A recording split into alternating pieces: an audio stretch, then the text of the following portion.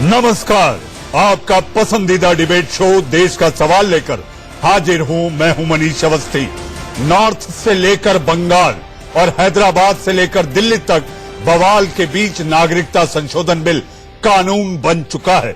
राष्ट्रपति के मुहर के बाद कानून की अधिसूचना जारी हो गई है, मगर संसद में पेश किए जाने से शुरू हुआ विरोध भी जारी है। पूर्वोत्तर में विरासत के नाम पर तो बाकी हिस्सों में धार्मिक भेदभाव का आरोप लगाते हुए कानून का विरोध हो रहा है, जिसके बाद अब पश्चिम बंगाल, पंजाब, केरल सहित कुछ राज्यों के सीएम ने कानून के बहिष्कार का ऐलान कर दिया है। कहा है कि इससे हम अपने राज्यों में लागू नहीं करेंगे। और आज कांग्रेस नेता जयराम रमेश ने भी इसके खिलाफ सुप्रीम कोर्ट पहुंच गए। यानी संसद से शुरू हुआ बवाल सड़क से होते हुए सुप्रीम कोर्ट तक पहुंच चुका है। ऐसे में हमारा आज का सवाल है कि आखिर कब बुझेगी देश में सीएबी पर भड़की आग? क्या राज्यों के बहिष्कार से नहीं लागू होगा कानून? 28 में से 16 राज्यों को नामंजूर नागरिकता कानून। पूर्वोत्तर में विरोध विरासत के लिए या सियासत के लिए विरोध बढ़ा है, या फिर सरकार का कानून? क्या नागरिकता के फैसले में राज्य दे सकते हैं दखल? इन सवालों पर चर्चा के लिए हमारे साथ एक्सपर्ट और कई खास मेहमान जुड़े हुए हैं। मगर चर्चा शुरू करूं उससे पहले आप देखिए हमारी ये रिपोर्ट।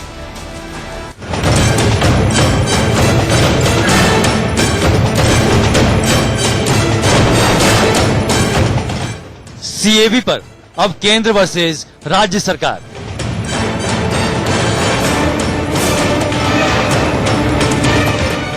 अट्ठाईस में से 16 राज्य करेंगे बिल का बहिष्कार।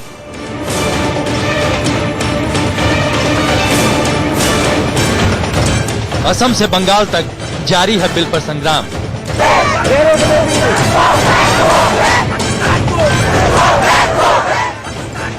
गुवाहाटी से कोलकाता और दिल्ली से अगरतला तक भारी विरोध के बीच नागरिकता संशोधन विधेयक जैसे लोकसभा और राज्यसभा से पास हुआ, वैसे ही विरोध के बीच राष्ट्रपति के हस्ताक्षर के बाद सीएबी अब कानून बन चुका है।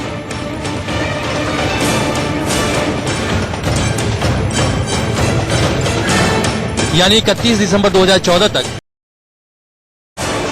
वैसे ही विरोध के बीच राष्ट्रपति के हस्ताक्षर के बाद सीएबी अब कानून बन चुका है।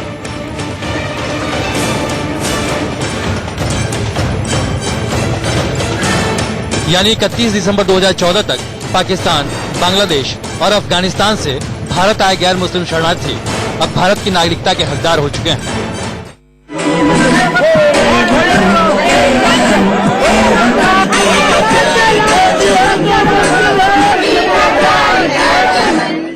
मगर सवाल ये है कि उन्हें ये हक मिलेगा कैसे?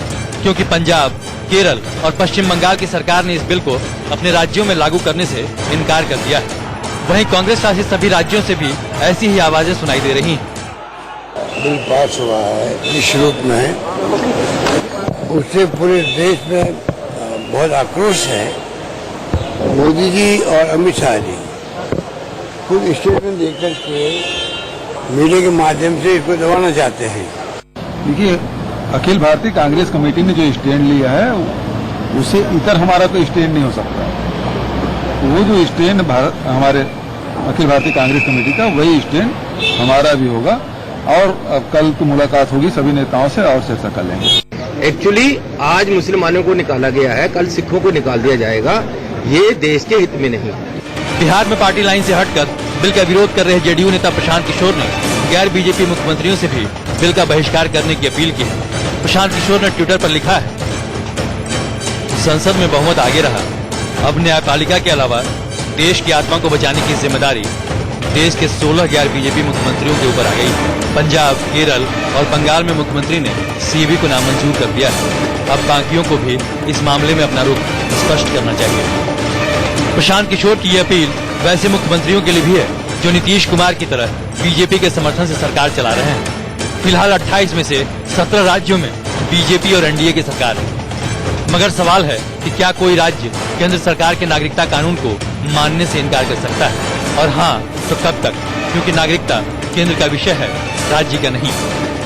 वही बीजेपी बिल का विरोध कर रहे राज्यों पर राजनीति का आरोप लगा रही है। जमीन पे जाइए, बंगाल में कहीं पे कोई अशांति नहीं है। अशांति वही लोग करेंगे जो बांग्लादेश से आके अपने देश में मेजोरिटी होने के बावजूद बंगाल में आके जो अपने हक, भारतीयों का हक छीन रहे थे।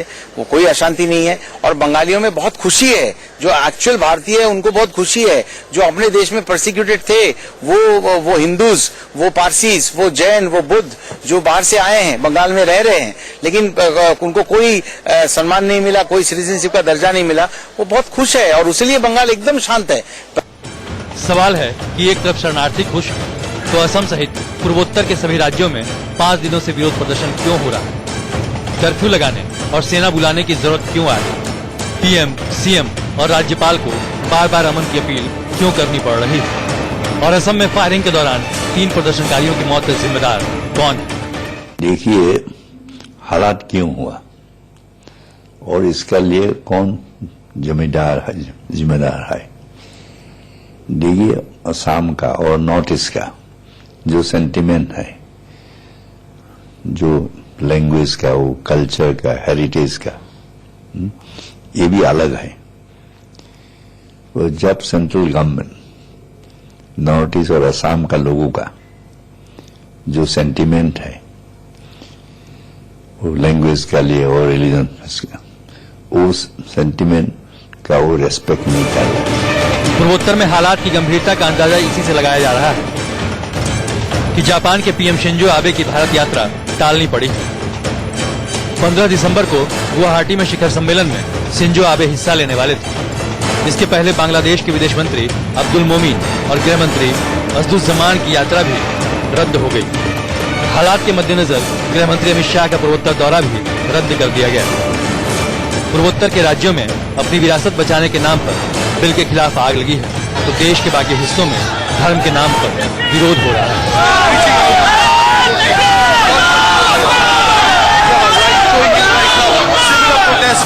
मगर सरकार अपने फैसले पर अड़िग है। सेंट्रल गवर्नमेंट ने लॉ बना दिया, पार्लियामेंट ने उसे पास कर दिया और वो बाय डिफॉल्ट पूरे इंडिया के हर कोने पे वो लागू होता है।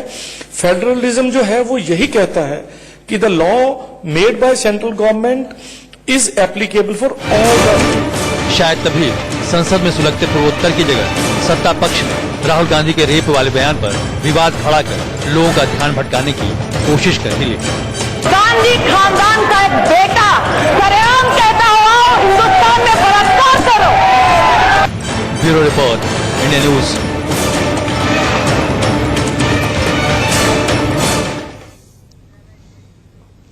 संसद के दोनों सदनों से नागरिकता बिल पास हो गया, राष्ट्रपति की मुहर लग गई, कानून बन गया, लेकिन थोड़ी सी औपचारिकताएं बाकी हैं। जी हां, इस बिल के चलते अगर आप देखें तो इसमें पश्चिम बंगाल और असम, यहां पर एक अनिश्चितता और निराशा को लेकर एक अलग धुंध फैली हुई है। और ये धुंध के साथ साथ अगर आप एक नया बखेड़ा देखें तो 6 गैर बीजेपी शासित राज्यों ने इसका विरोध कर ये कोशिश की है कि इस पर अड़ंगा लगाया जाए। इसी को लेकर मचा है बवाल और मैं लेकर आया हूं देश का सवाल। जी हां, देश का सवाल चर्चा करने के लिए मेरे साथ मेहमानों का एक पैनल है। जी, उससे पहले कि मैं बहस शुरू करूं, मैं आप लोगों को ये कह देना चाहता हूं, यहां पर आपको बोलने के लिए बुलाया गया है, एक दूसरे को नीचा दिखाने के लिए नहीं। जी हां, सोचे वही जो आप बेहिचक बोल सकें और बोले वही जिसका आप जवाब सुन सकें। ये देश का सवाल है। बीजेपी का पक्ष रखने के लिए हमारे साथ बीजेपी के युवा प्रवक्ता रोहित चहल, वो हमारे साथ जुड़ चुके हैं। हमारे साथ विवेक श्रीवास्तव साहब, आप राजनीतिक विश्लेषक हैं और मुखर होकर अपनी राय रखते हैं। हमारे साथ वो व्यक्ति जिसने पूर्वोत्तर के कई राज्यों में अपनी सेवाएं दी हैं, देश की सेवा की है। जी हां, ऐसे शारदा प्रसाद साहब, आप पूर्व पुलिस महानिदेशक रहे हैं असम के। हमारे साथ ऋषि मिश्रा जी, जी हां, आप राजनीतिक विश्लेषक हैं। और प्रशांत पटेल, जी हां, आज ये बताएंगे कि आखिर केंद्र द्वारा बन गए कानून के बाद क्या राज्यों को यह अधिकार है, क्या आता है केंद्र के कानून के तहत, क्या होती है 7वीं सूची, उसी की बात पर यह भी बताएंगे कि यह संभव है, यह केवल राजनीति और सियासत के लिए राज्य कर रहे हैं या फिर वाकई इसमें कोई दम है। सबसे पहला सवाल रोहित आपसे, 6 राज्य कह रहे हैं कि आप अपना कानून बनाते रहिए, हम इसे कतई नहीं मानेंगे।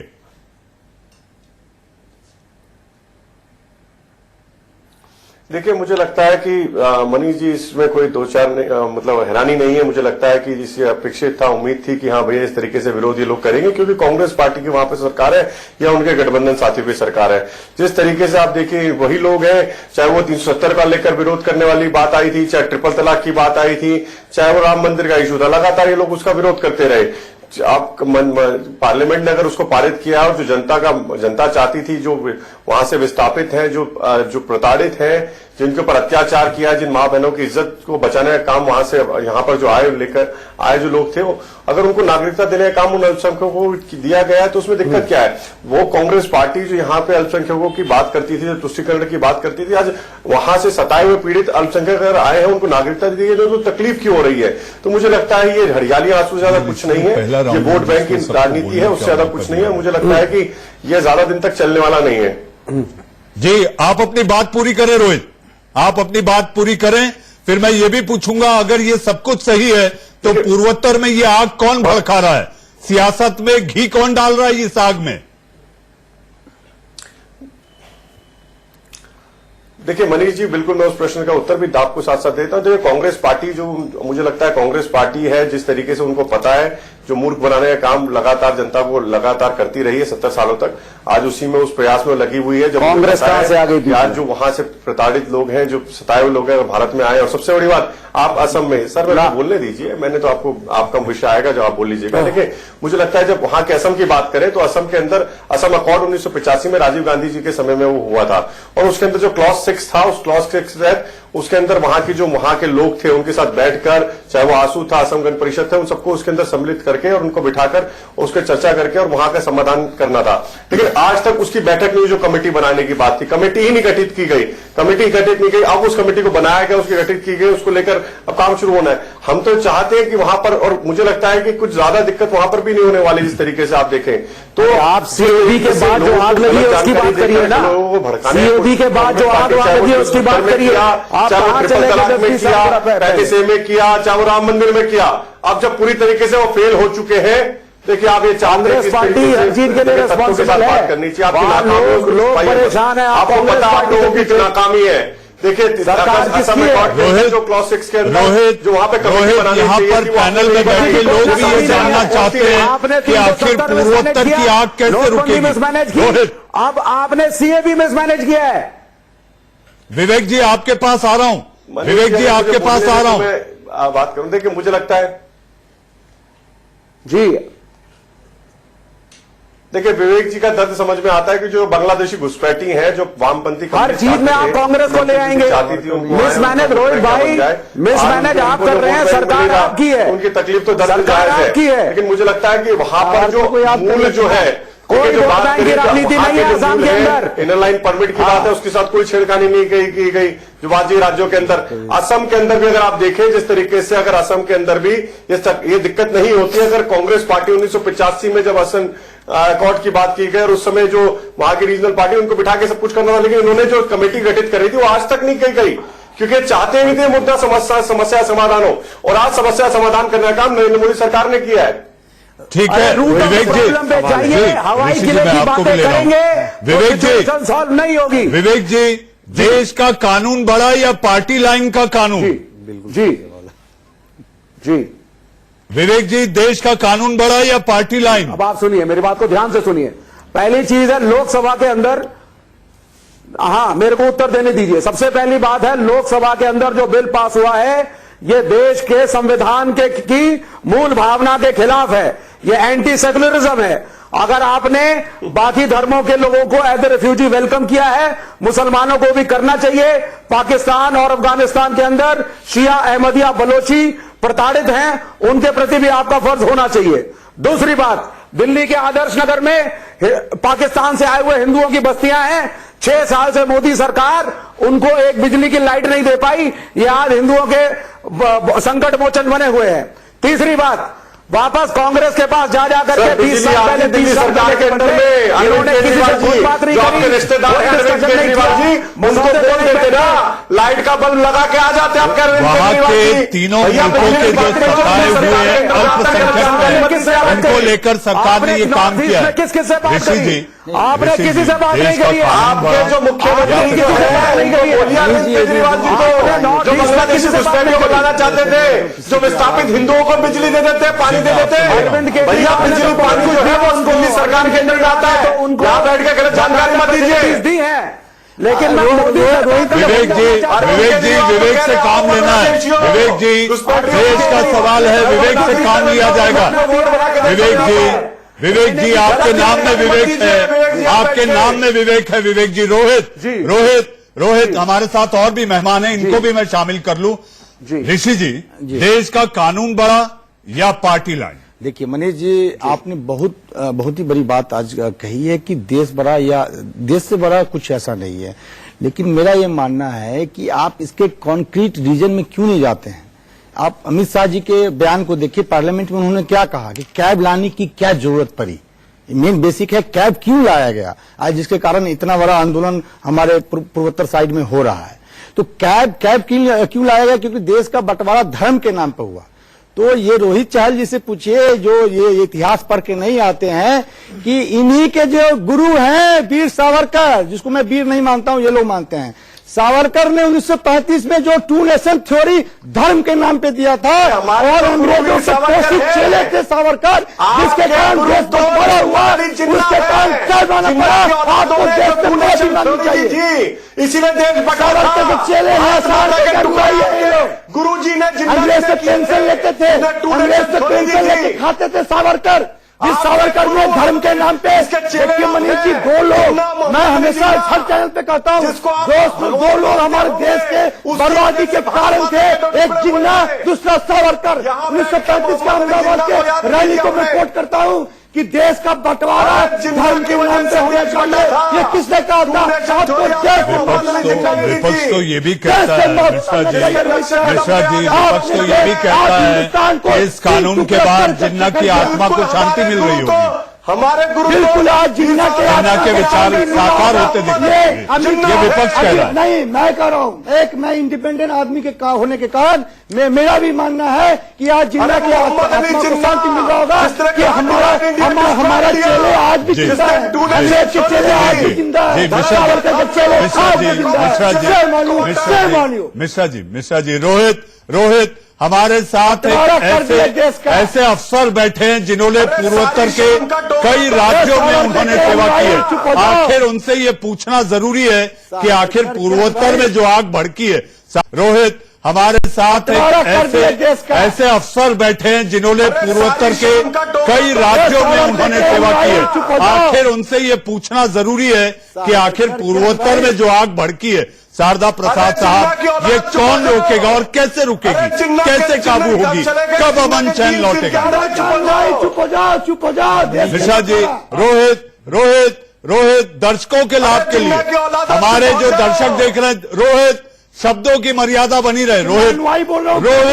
रोहित शब्दों की मर्यादा बनी रहे। प्रसाद साहब, मनीष जी, सावरकर को गुरु नहीं मानते हैं, जानवाई नहीं है। बीजेपी वालों में शब्दों की मर्यादा नहीं है, बीजेपी वालों में शब्दों की मर्यादा नहीं रही। हम तो मानते हैं वीर सावरकर जी को। विवेक जी, मैंने पहले ही देश के सवाल को शुरू करने के पहले कहा था कि हम यहाँ एक दूसरे को नीचा दिखाने के लिए नहीं, इंडिया न्यूज का दर्शक जो देख रहा है वो आप लोगों के विचारों को सुनना चाहता है। जी हाँ, ऋषि जी, बड़ा सवाल ये है कि इतने बड़े कानून बनाए जाने के बाद सरकार ने कानून बनाया, पूर्वोत्तर क्यों धधक रहा है, पूर्वोत्तर क्यों सुलग रहा है, कब अमन यहाँ लौटेगा, कौन है इसके पीछे? जी प्रसाद साहब, मैं केवल पूर्वोत्तर के परिप्रेक्ष्य में कहना चाहूंगा सीएबी का क्या इम्प्लीकेशन है। आप देखिए कि 24 मार्च 1971 ये एक डेट रखी गई थी असम अकॉर्ड में, और ये डेट क्यों आई, कैसे आई? आप ये देखिए कि एनआरसी 1951 की देन है, और उसके बाद समय समय पर इसमें एडिशंस ऑल्टरेशन करने की कोशिश की गई थी, पर वो स्वीकार नहीं था, इसलिए असम आंदोलन हुआ। असम आंदोलन में कौन सी डेट रखी जाए कट ऑफ, इसको लेकर बहुत विचार हुआ और बहुत सा ब्लडशेड हुआ, बहुत आंदोलन हुआ, 6 साल आंदोलन चला। अल्टीमेटली एक डेट एग्री की गई कि इस डेट के बाद जो भी व्यक्ति यहाँ पर होगा, इस प्रकार घुसा हुआ होगा अवैध रूप से, वो इलीगल इमिग्रेंट कहलाएगा और उसको हम लोग किसी हालत में नहीं रखेंगे। अब क्या हुआ है कि उस पर्टिकुलर डेट को ये जो अमेंडमेंट बिल है या अमेंडमेंट एक्ट मैं कहूं, इससे वो डेट खिसक करके आगे आ गई है, 2014 की हो गई है। तो असम में लोगों का ऐसा मानना है कि ये जो कितने 30-40 साल जो खिसकाए गए हैं, ये उचित नहीं हुआ है और उनके साथ धोखा हुआ है। इसीलिए मन में सबके क्षोभ है, लोगों को बहुत ही इस पर ऐतराज है। लेकिन ये सियासत हो रही है, जो वहां पर आग के शोले धधक रहे हैं, आप देख रहे हैं लोग सड़कों पर हैं, मिलिट्री बुला ली गई है, तो क्या इसके पीछे सियासत है? देखिए, जनसाधारण में क्षोभ है और वो उसको व्यक्त करना चाहते हैं, लेकिन ये बहुत ही मानी हुई बात है। आज की बात नहीं, मैंने बहुत से आंदोलनों में देखा है कि आंदोलन बड़े अच्छे उद्देश्य लेके होता है, लेकिन राजनीतिक दल उस पर अपनी रोटियां सेकते हैं। रोटियां सेकने के लिए प्रसाद साहब, मैं आपके पास आऊंगा, मेरे साथ प्रशांत पटेल भी हैं। जी हाँ प्रशांत, आखिर कोई राज्य ये कैसे सोच सकता है कि जो कानून बन गया वो वहां पर लागू नहीं होने देंगे? मनीष जी, एक बात स्पष्ट कर देना चाहता हूं कि ये नागरिकता का जो विषय है संविधान की 7वीं अनुसूची के यूनियन लिस्ट में आता है। तो इसमें यूनियन लिस्ट में जो भी विषय होते हैं उस पर कानून बनाने का जो अधिकार है केंद्र को होता है, राज्य को नहीं होता है। तो इसमें राज्य जो है इसमें ऐसा कुछ नहीं कह सकते कि हम उस विषय को लागू नहीं करेंगे। और सबसे मुख्य बात जो इस बात को कहा जा रहा है कि ये संविधान का उल्लंघन करता है, आर्टिकल 14 का उल्लंघन करता है, तो आर्टिकल 14 जो समानता का अधिकार देता है और जो 15 जो कहता है कि जाति धर्म लिंग भेद के आधार पर कोई भी भेद नहीं होगा, ये नागरिकों पर लागू होते हैं। ये भारत के सिर्फ नागरिकों पर लागू होते हैं, पाकिस्तान, बांग्लादेश या अफगानिस्तान के लोगों पर लागू नहीं होते हैं। तो ये किसी भी तरीके से नहीं कहा जा सकता कि ये आर्टिकल 14 या 15 का विरोध करता है। और दूसरी चीज कि अगर इवन यहाँ पर तो हिंदू के साथ बौद्ध, जैन, सिख, ईसाई को भी शामिल किया गया। इवन अगर हिंदू को भी खाली किया जाता तब भी ये आर्टिकल 14-15 का उल्लंघन नहीं करता। और एक चीज और मैं कहना चाहूंगा कि ये वेलकम नहीं करता। विवेक जी, एक सेकंड, विवेक जी, रोहित, प्रशांत, अपनी बात साहब, ऋषि मिश्रा जी, इंपॉर्टेंट आप लोग बने हुए हैं। जी हाँ, नागरिकता कानून अगर एक अच्छा प्रयास है तो आखिर इस पे आशंका क्यों? एक छोटे से ब्रेक के बाद, अब वक्त है एक छोटे से ब्रेक का, इंतजार करिए आप, देश का सवाल जारी है। तो नहीं लागू करेंगे वो राज्य जो गैर बीजेपी हैं। जी हाँ, फिर एक बार ब्रेक के बाद आपका स्वागत है। रोहित, पूर्वोत्तर में क्या हाल है अभी? जी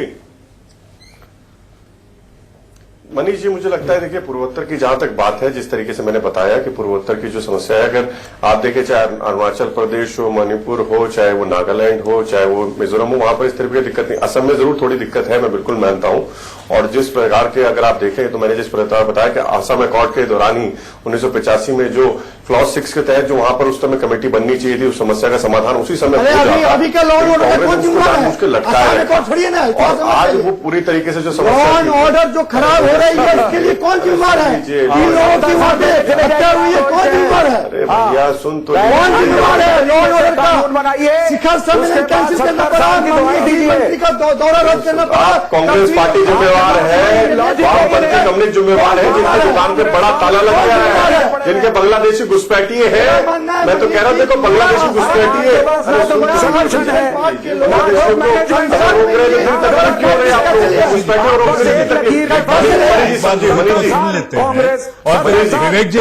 विवेक जी आपके पास आ रहा हूं। विवेक जी, रोहित आप अपनी बात पूरी करें। अगर सब कुछ वहां ठीक है तो आखिर गृह मंत्री ने अपना दौरा क्यों रद्द किया? शिंजो आबे का दौरा क्यों रद्द हो रहा है? और अगर पूर्वोत्तर की बात की जाए तो रोहित, इस बिल के बाद प्रधानमंत्री नरेंद्र मोदी की लुक ईस्ट वाली पॉलिसी का क्या होगा? मनीष जी देखिए, मैं बिल्कुल कह रहा हूं वहां पर स्थिति थोड़ी सी जिस तरीके से विपक्षी पार्टियों लगातार प्रयासरत है कि वहां पर स्थिति खराब की जाए, एक मैसेज दिया जाए, लेकिन ज्यादा दिन वहां पर उस तरीके की चीजें रहने वाली नहीं। समस्या समझने वाली जो बोडो है, जो वहां के मूल है, वहां पर जिस तरीके से उनका कब्जा है, मुझे समझना पड़ेगा कि जो बांग्लादेशी घुसपैठिए थे, जो मुस्लिम आए, उन्हें लंबे समय तक उनके लैंड पे, उनकी जमीन पर, उनके मवेशियों पर उनके कब्जा करते रहे, तो वहां मूल थे उनके। आप अगर बंगाली हिंदुओं की बात करें, जनता को बताने दीजिए, सच को बताने दीजिए, क्यों होगा सच नहीं दबने वाला है, स्थिति को पाइए मत। देखिए मनीष जी, देखिए जो बंगाली हिंदू रोहित ऋषि जी बीजेपी का पक्ष रख रहे हैं, उनको सुन लेते हैं और फिर आप लोग विवेक जी को लाऊंगा आपको। रोहित गोल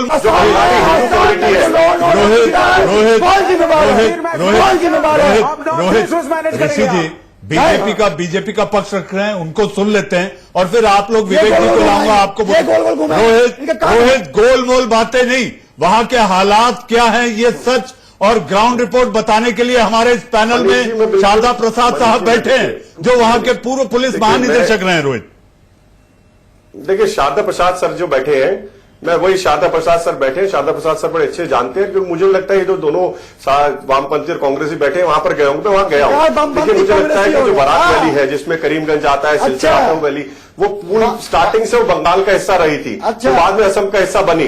तो वहां पे जो हिंदू कम्युनिटी, बंगाली हिंदू कम्युनिटी वहां पर है, लेकिन बाकी हिस्सों में अगर आप देखें, कोकराझार वहां पे जो बोडो लैंड हुआ करता था, वहां पर कब्जा किया बांग्लादेशी घुसपैठिए, अवैध रूप से वहां पर बड़ी काम किया, तो उससे उनको समाधान दिलाने का नरेंद्र मोदी सरकार वहां पे कर रही है। तो मुझे लगता है विवेक जी आइए आपको और विवेक जी को लाता हूं, और जिस तरीके से जनता को बदलाने का काम कर रहे हैं उससे रोहित आखिर टाइम फ्रेम की बात हो रही है, टाइम फ्रेम क्या होगा, कितने दिन में ये काबू होगी, ये जानना चाहते हैं ऋषि।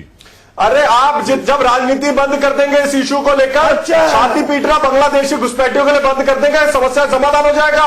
अच्छा विवेक जी, अपने विवेक जी, मैं एक लाइन 10 सेकंड लूंगा। देखिए इसमें मिसमैनेजमेंट आपने किया है, फेल हुई है। जो 19 लाख का जो लिस्ट आया है, उसमें 12 लाख हिंदू है, को छिपाने के लिए जनता पे जबरदस्ती ठोकना चाहते हैं। आप सीधे तौर पर ये कहना चाह रहे हैं ऋषि जी कि संविधान की क्या तीनों मुल्कों के मुसलमानों को छोड़कर आप सीधे तौर पर ये कहना चाह रहे हैं कि ये संविधान की सेकुलर आत्मा पर चोट है, संविधान की सेकुलर आत्मा पर चोट है। मैं बोलना बंद कर दूंगा। विदेश मंत्री, बांग्लादेश के विदेश मंत्री, अफगानिस्तान के जो वहां के जो विदेश मंत्री, उसका बयान देखिए क्या कहा है कि हमारे देश में इस प्रकार का कोई प्रधानमंत्री भी कर रहे हैं। अरे इमरान खान भी आपकी तारीफ कर रहा है, वो वही भाषा बोल रहा है जो आप लोग बोल रहे हैं। विवेक श्रीवास्तव, मुस्लिम बिल है, एंटी मुस्लिम विवेक जी आपके विरोध से दो बातें समझ में आ रही हैं। एक तो ये कि बीजेपी ने एक तीर से दो निशाने किए, बांग्लादेशी मुसलमानों का निर्वाचन और हिंदुओं की एंट्री, यानी बीजेपी ने एक तीर से दो निशाने किए। दूसरा जो मैं आपके जवाब और आपके तमाम सवाल जो आप बीजेपी प्रवक्ता के सामने रख रहे हैं, उससे मुझे ये लगता है कि मुसलमानों को छोड़कर, जी हाँ, ये तीनों मुल्कों के मुसलमानों को छोड़कर भारत के संविधान की आत्मा, सेकुलर आत्मा को चोट पहुंची, आप ये कहना चाहते हैं? विवेक जी, दिक्कत क्यों हो रही है? विवेक जी, बंगाली हिंदू अगर भारत में आ रहा है तो इनको भारत के संविधान की आत्मा, भारत के संविधान की आत्मा सेक्युलर है। एक धर्म विशेष को छोड़ करके उसमें चोट पहुंचाई गई है और बाद में ये एनआरसी ला करके मुसलमानों को देश का सिटीजन बनाएंगे। ये है इनकी प्लानिंग, ये मुसलमानों को सेकंड रेट सिटीजन बनाएंगे देश का, यही ये प्लानिंग कर रहे हैं। तो ये देश के अंदर सेक्युलर जिन्ना से खिलाए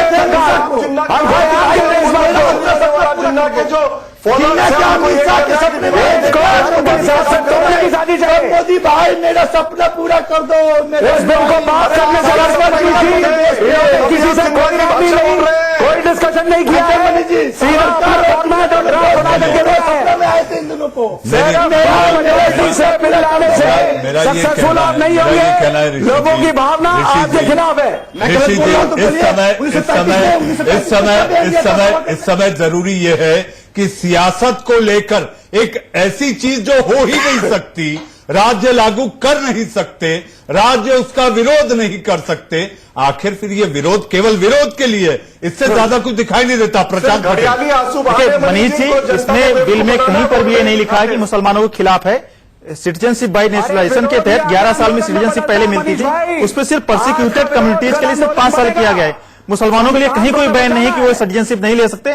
पहले की बात ही वो यहाँ पर 11 साल आकर के और 12 महीने अप्लाई करने के बाद के तहत ये सिटीजनशिप ले सकते हैं। और ये पंडित नेहरू जी की संकल्पना थी, उन्होंने उनकी सहायता थी वहां के परसिक्यूटेड माइनॉरिटीज के लिए बिल लेकर के आए और उस विचार को इसमें आगे बढ़ाया गया है जो लगातार अत्याचार हो रहे हैं। ये पूरी तरीके से झूठ है कि ये मुसलमानों के विरुद्ध है। पिछले 5 सालों में 566 मुस्लिम विवेक जी, ये वकील है जो बता रहे हैं आखिर बिल क्या है। इनका सियासत से कोई लेना देना नहीं है विवेक जी। बिल में कहीं पर भी नहीं लिखा है, बिल में कहीं पर भी नहीं लिखा है कि मुसलमानों को नागरिकता नहीं दी जाएगी। वो पहले की तरह अभी भी नागरिकता ले सकते हैं। इसमें कहीं ये सिर्फ झूठ फैलाया जा रहा है। और पूर्वोत्तर की जहां तक बात है, 5 स्टेट इनर लाइन परमिट में रखे गए हैं, उन 5 स्टेट में ये बिल लागू नहीं होगा। ये पहले बिल में क्लियर कर दिया गया है। बिल में लिखा हुआ कि मिजोरम, मणिपुर, असम और त्रिपुरा में यह बिल लागू नहीं होगा। ये सिर्फ वहां पर ये हिंसा फैलाई जा रही है, जानबूझ करके विरोध किया जा रहा है। जी, यानी एक लाइन में इंडिया न्यूज देख रहे दर्शकों को अगर ये समझना है तो राज्य कितना भी विरोध कर ले, लेकिन बिल लागू होना ये तय है। जब ये तय है तो विवेक जी एक चीज बताइए, गैर बीजेपी शासित राज्यों ने बंदूक क्यों उठा रखी है? जब ये लागू होना कानून बन चुका है तो ये बंदूक उठाकर आखिर क्या हासिल होगा? आज का विरोध आप सुन लीजिए। अगर हम ब्रूड मेजोरिटी की बात भी करें तो 35 से 40% के बीच में वोट है सरकार को, यानी कि 60 से 70% वोट इस देश का आज भी इस बिल के खिलाफ है। आज भी इस बिल के खिलाफ है। आज का विरोध लोगों का कल जन आंदोलन बनेगा। आप देखिएगा, आज का विरोध जनता का कल जन आंदोलन बनेगा। विरोध जरूरी है क्योंकि आपका बिल सेक्युलर मान्यताओं के खिलाफ। मसला आज तो सुप्रीम कोर्ट से है विवेक जी। अब तो मसला सुप्रीम कोर्ट में है विवेक जी। सुप्रीम कोर्ट से आस है अब जी, बिल्कुल लाना पड़ा, हमें लाना पड़ा। ये ब्रूड मेजोरिटी से सरकार जो गलत तरह के बिलों को देश में लाद रही है, इसके लिए कोर्ट की शरण लेनी पड़ेगी हमको। हम सड़क पे भी उतरेंगे, आंदोलन भी करेंगे। गैर बीजेपी शासित राज्यों के नेताओं और पार्टियों को लगता है तो अब केवल न्याय की गुहार और आस केवल सुप्रीम कोर्ट से। भैया चिंता मत करो, आगे देखो। अमित शाह जी ने बयान दिया कि पूरे देश में एनआरसी लागू करूंगा, ठीक है। तो ये अमेंडमेंट बिल लाने के बाद मुसलमान के अलावा जो भी देश में 24 मार्च 1971 के बाद आए हैं उनको नागरिकता मिल जाएगी, लेकिन 24 मार्च 1971 के बाद जो मुसलमान आए उनको नहीं मिलेगी। तो ये समझना मूल भावना और समझना जरूरी है। शारदा प्रसाद साहब, कानून तैयार, बिल पास हो गया, शरणार्थियों को लेकर किस राज्य में एंट्री और कहां नो एंट्री, आखिर फिर एक बार उनकी स्थिति न सांप छछुंदर जैसी न निगला जाए न उगला जाए। नहीं, मेरा बड़ा सिंपल प्रस्ताव है। देखिए, संसद ने इस बिल को हंसी खुशी पास किया है, ठीक है। 71 तक के जो इलीगल इमिग्रेंट थे उसको आसाम झेल रहा है और झेलता रहेगा। 71 के बाद जितने इलीगल इमिग्रेंट हैं उनको नागरिकता देने के पहले, जैसे समझ लीजिए 20 लाख के करीब होंगे, 19 लाख होंगे, जो भी होंगे, सारे राज्य हाथ उठा करके बताएं कि कौन सा राज्य कितने इस प्रकार के इलीगल इमिग्रेंट को अपने यहां बसाने को तैयार है। वहां ले जाइए, उनके आधार कार्ड बनवाइए, उसके बाद उनको सिटीजनशिप वहां की दे दीजिए, जिससे कि वो किसी और राज्य में ना जा सके। उसमें भी धर्म बात खत्म हो जाएगी। असम वालों को भी समस्या का समाधान मिल जाएगा और सारे राज्य का सहयोग मिल जाएगा। ममता बनर्जी साफ तौर पर कह रही है मेरे राज्य में लागू होने का तो प्रश्न पैदा नहीं। दरिया दिली दिखाइए, तो सहानुभूति भी रखिए, दरिया दिली भी दिखाइए। हमारे देश में जनसंख्या विस्फोट ऐसा ही हम लोग झेल रहे हैं। हम अपने लोगों को भोजन नहीं दे पा रहे हैं। झारखंड की एक बच्ची बिना भात करते हुए 5 दिन में मर गई। मैं कविता सुना के खत्म करना चाहूंगा। भात कहते कहते भूख से मर गई संतोषी। ये रोहित, आखिरी कमेंट, ये मेरी बहस का आखिरी पड़ाव है। ऋषि जी आप अपनी बात पूरी करें फिर मुझे बहस खत्म करनी है। भूख से मर गई संतोषी। ये पगले तू क्या जाने, ये पगले मतलब सियासतदान, ये पगले तू क्या जाने ये भूख की कीमत क्या होती है। मेरा कहना कि इन 20 लाख के जो व्यक्ति हैं इनको कहीं न कहीं तो ले जाइएगा, कहाँ ले जाएंगे? आसाम के ऊपर ही क्यों ला देंगे? दूसरे राज्यों को भी शेयर करने दीजिए। जी जिन्ना का सपना पूरा मत कीजिए आप, जिन्ना का सपना मत पूरा कीजिए, जिन्ना का सपना पूरा मत कीजिए, जिन्ना के समर्थक बैठे हैं। ऋषि जी मुझे बहस खत्म करनी है। आपने पूरी बहस सुनी, आपने अलग अलग लोगों के विचार सुने। ये सुनने के बाद मुझे केवल 2 ही शब्द समझते हैं कि जो आज इस बहस की सार्थकता को बता सकते हैं, वो ये कि बिल में से तो एंट्री और दिल में नो एंट्री। जी हां, देश का सवाल में आप लोग जुड़े, बहुत बहुत धन्यवाद। 7:55 पर दिन भर की सारी खबरों का पिटारा, जी हां, आंख कान खोल के लेकर आएंगे मेरे सहयोगी राकेश पांडे। जी हां, वक्त है एक छोटे से ब्रेक का।